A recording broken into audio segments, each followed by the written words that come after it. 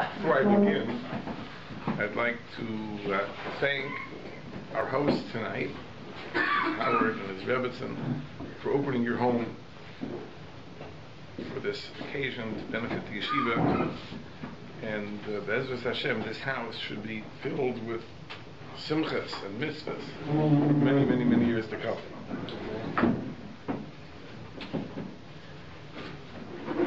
I guess the etiquette would require that I speak about the Yeshiva, but it is Erev Yom Kippur. So let's put the Yeshiva on the back burner for a few moments and discuss the Inyan D'Yayma, which of course is Teshuva. And I'd like to share with you an idea which I've said at other occasions, and I think that tonight will be a special poignance. There's a Targum Yonasan in Parshas Pekudei that talks about the symbolism of the various kelim of the Mishkan, what the Aron stands for, and what the Menorah stands for, and what the Shulchan stands for. And it talks about the Kiyor, the vessel that held the water from which the Kehanim washed their hands and feet before performing the Avodah.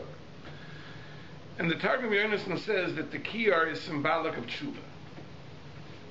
And that makes sense, because we know that in Tehillim, a tzaddik is called a neki kapayim, a person with clean hands. That's a tzaddik. So if you're not yet a tzaddik, and you have to wash your hands, you wash from the Kiyor.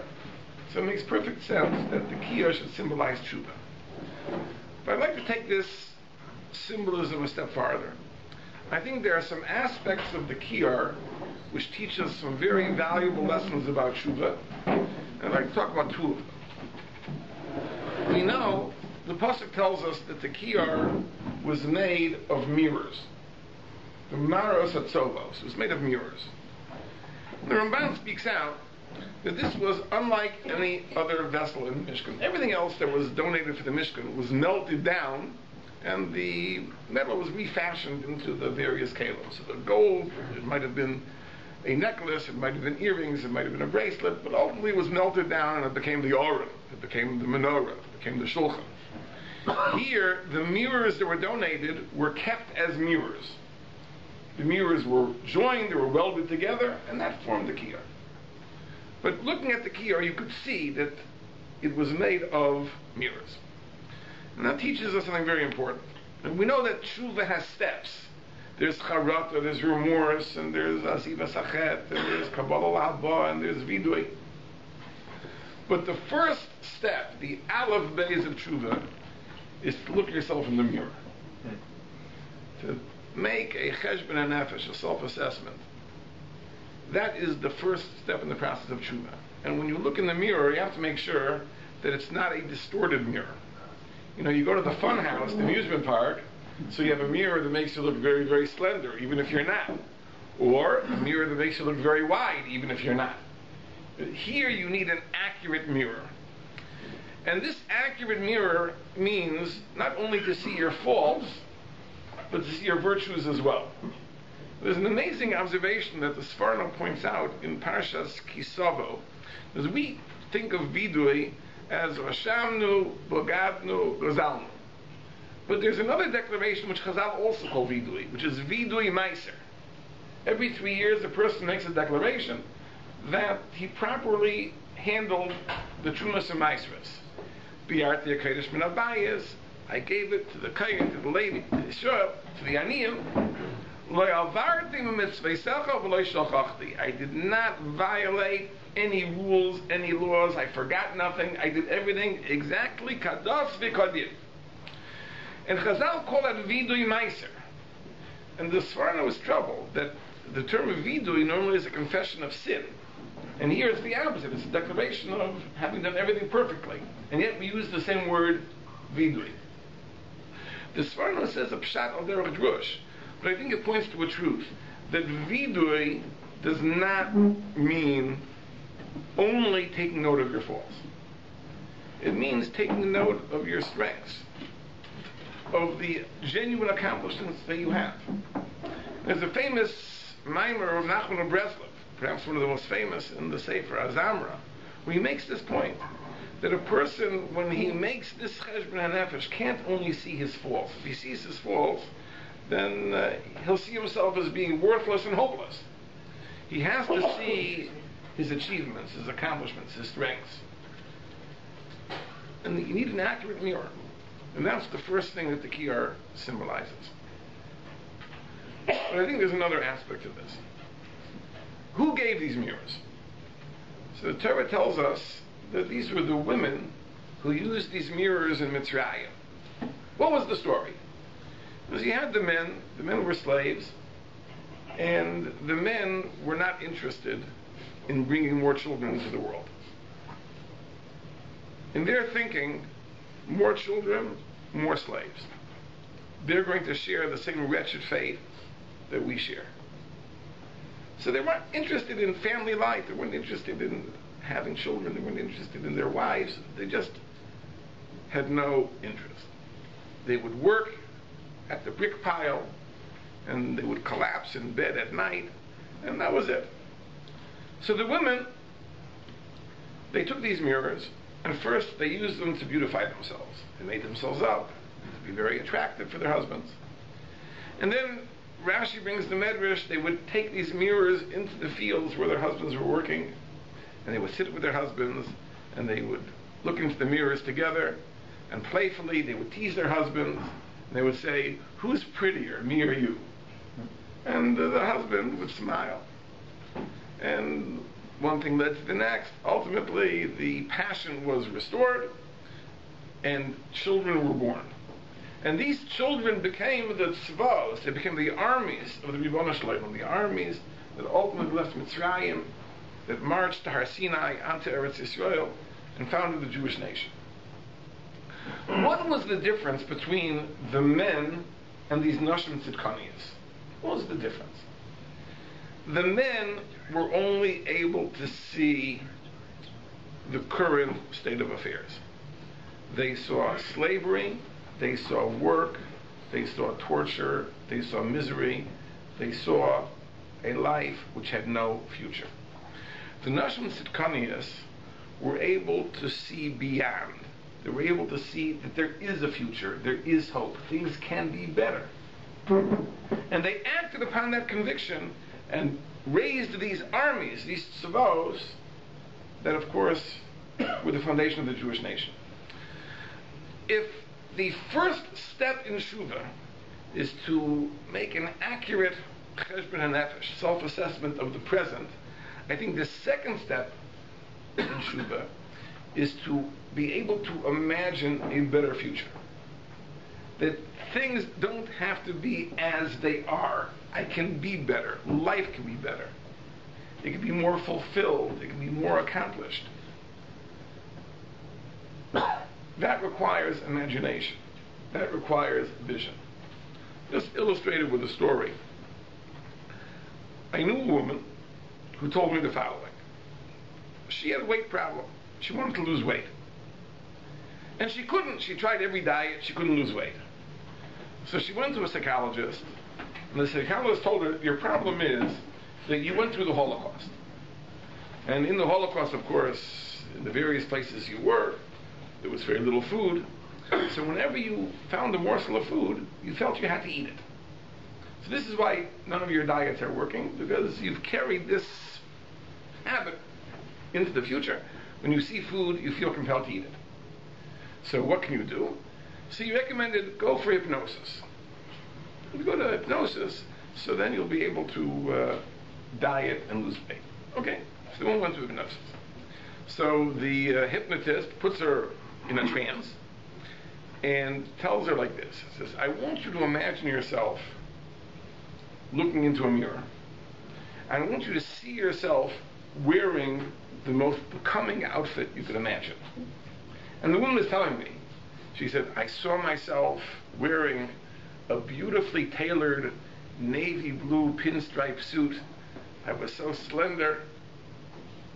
And that vision of the future gave her the encouragement to be able to diet and change and improve. That's what we need. It's not enough to have an accurate picture of the present.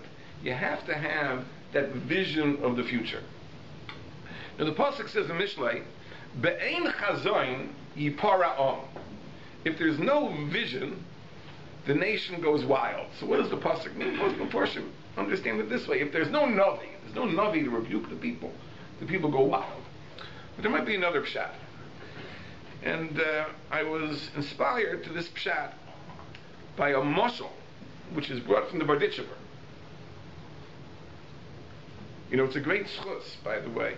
It's brought in Sifrei Chasidus to mention something from the Barditchever this time of year. Because the Barditchever, as you all know, was the great Melamed schus on Klal Yisrael. So to say over a Vertel, a Moshel, a Torah, a Maisa, this time of year is Ma'ir his Sanegaria for Klal Yisrael. So the Barditchever said a Moshel like this. He was talking about Shabbos Chazoin. He says, what is Shabbos Chazoin? So he gave a Moshel. There once was a king who bought his little son, little prince, a beautiful outfit. And of course the son was too immature to take care of it, so he went out and he played in the mud and he ruined it, and it was terrible. Well, the king bought him a second outfit. And he tried that on, he put it on, again, he went out, he played in the mud, and ruined it, and it was terrible. So the king realized this isn't going to work.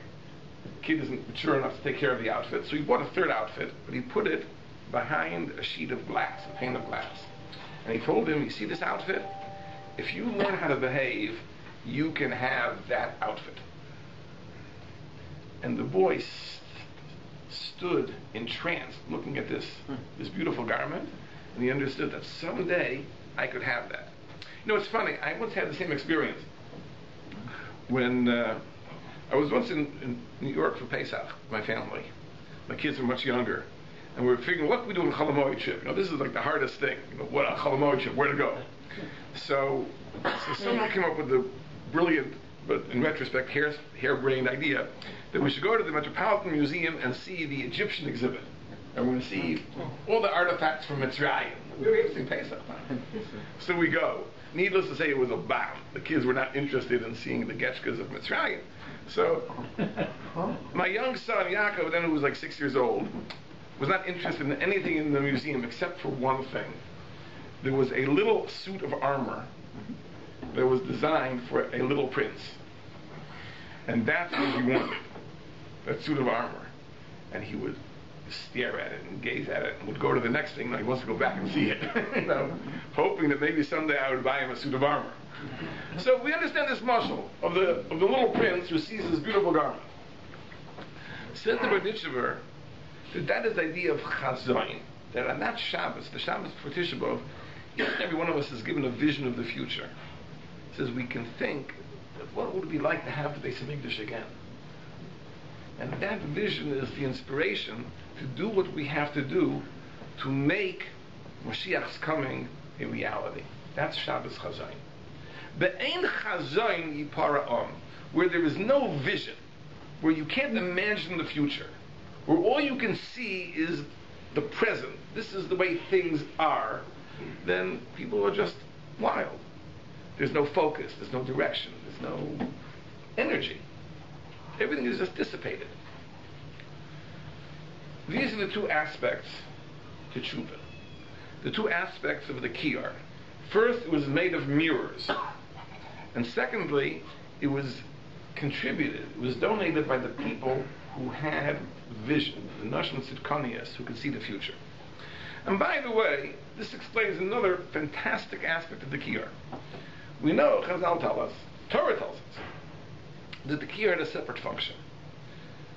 For the ritual of the Saita, the water was taken from the Kiyor. So you wonder, why would that be? Of all places, why did the water have to come from the Kiyor? I think it's the same thing. Imagine the following. You have a marriage, and the marriage is on the rocks. There's been a total breakdown of trust, and it seems hopeless. How can this marriage be salvaged? But the Ribono Shel Olam has a plan. The Ribono Shel Olam says, if I can do something that will confirm the innocence of the Saita, then the marriage can be saved. Trust can be restored. And Chazal tell us that. The purpose of the ritual of the Saita is not to punish the guilty Saita. Chazal say it's to Ma'aseh Shalom Inishli Ishto. It's to restore the confidence and trust between the husband and the innocent Sota.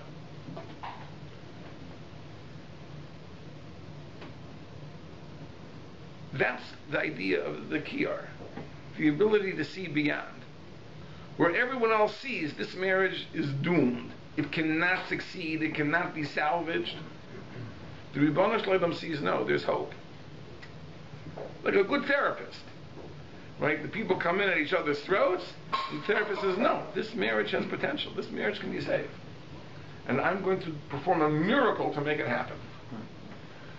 Where does the water for that come from? It comes from the Kiyor. Because that's what the Kiyor is all about. The Kiyor is the symbol of that vision of the future.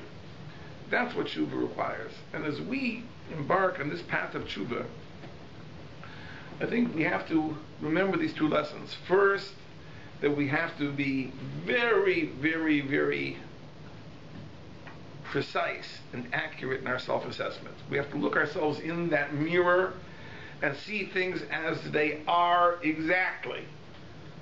Our strengths, our weaknesses, our achievements, our failures. But then we also have to have that vision, be able to imagine how it could be better, how it could be different. And when we have these two lessons of the Kiyor, our Tshuva is real. The special poignance for tonight is that I think that these two aspects of the Kiyor point to two of the strengths that our wonderful staff of Rebbeim display in the chinuch they provide to our Talmidim.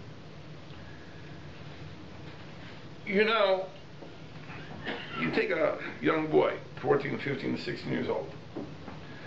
There's a great temptation to see him not as he really is. I'll give you a mashal. I once read a fantastic idea.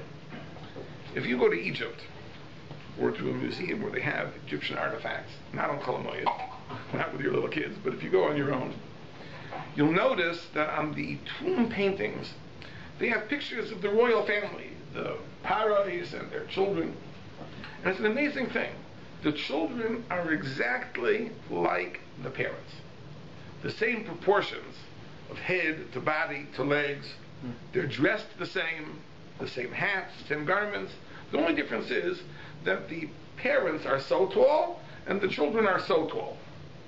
Essentially, the children are identical to the parents, except half the height. They are little men and women. It was only much later in Greek and Roman times that artists began to understand and notice that a child is not a little man. A child is a child. The proportions are different. The proportion of the head to the body of a child is different than that of an adult. And they began to depict children as children. This is an amazing thing, that the Egyptians saw children as little men, just miniature in terms of size, and the Greeks and the Romans began to understand that no, a child is not a little man, a child is a child. Often in our chinuch system, we treat our young charges as little men. People tend to think that there's really no difference between them and adults. Just perhaps they're a little shorter.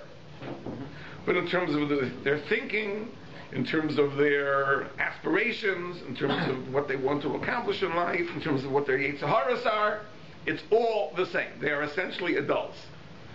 To the extent that Mechanchim are mystified, why don't our Talmidim see things exactly as we see them? To us, this is so clear, so sharp, it's klar. How is it possible that our Talmidim don't see it the way we see it? To accurately see things as they are means to understand that a 16-year-old is not a little man. A 16-year-old is a 16-year-old.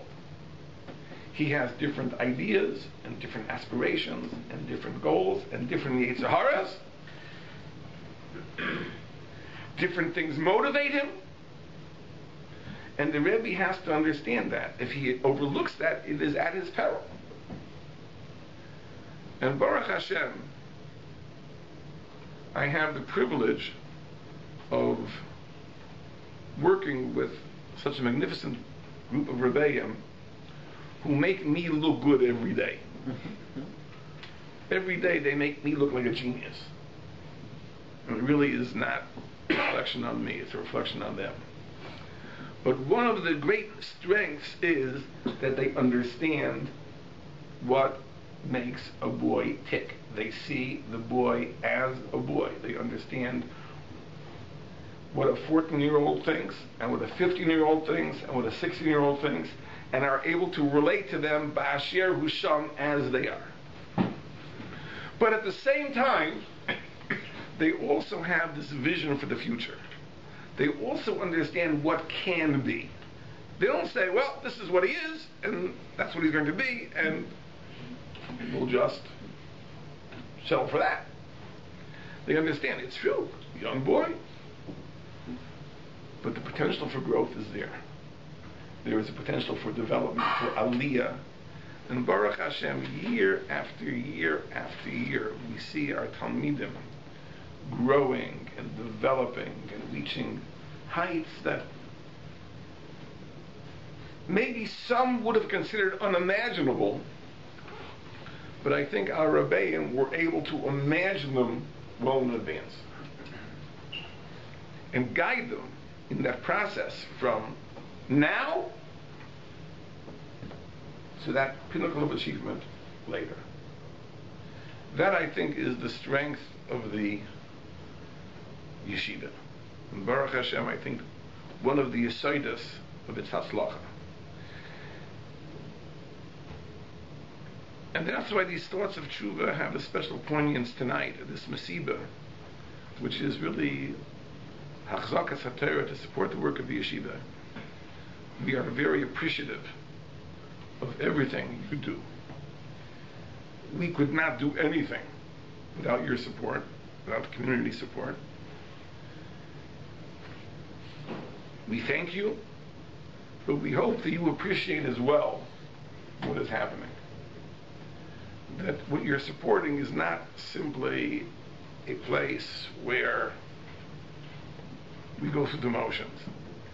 It's a place where Talmidim are nurtured, where they're raised, where there is chazon, where there's vision for the future, but a very, very, very clear-cut picture of the present and an understanding of what it takes to bring a Talmud from the present to that future.